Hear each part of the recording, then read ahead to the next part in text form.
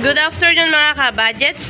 Welcome back po ulit sa ating bike check. And for today's bike check po, si T-Reach Alpha 29er. Umpisahan po natin sa kanyang frame.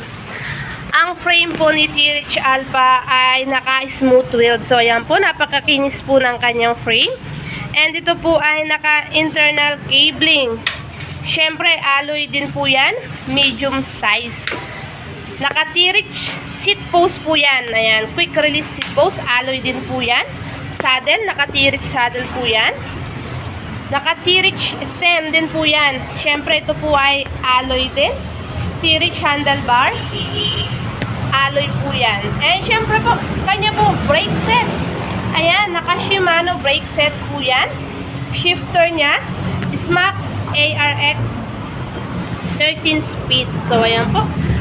Fork po niya is naka-air fork na po ito mga ka-budget. So, ayan po, naka-air fork, manual lockout. Syempre, ito po ay alloy po yan. Naka-quick release po ang hubs niya sa may unahan. And syempre po, ang hubs po niya sa may likuran ay naka-quick release din po. So, ayan po. And ito po ay naka-T-Reach Halotech crankset. So, ayan po ang kanyang crankset, 1x. Sprocket po niya, 13 speed.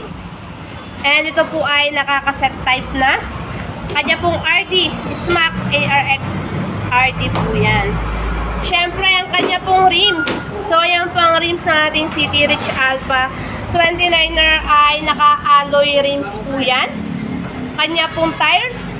Ito po ay naka-Kenda tires size 29 by 2.20. So, ayan mga ka-budget sa ating quick specs para kay T-Reach Alpha. And magkano po ba ang ating si T-Reach Alpha? SRP price po nito is 17,500 pesos. Kapag naman po kayo ay nag-cash, bank transfer or GCash, ayan po, 16,500 pesos na lang po yung si T-Reach Alpha 29er. And syempre po, kung kayo po ay nasa malalayong lugar, ayan, pwede po kayong mag-check out ng inyong order sa aming Shopee at TikTok account, Budget Bikes Cavite.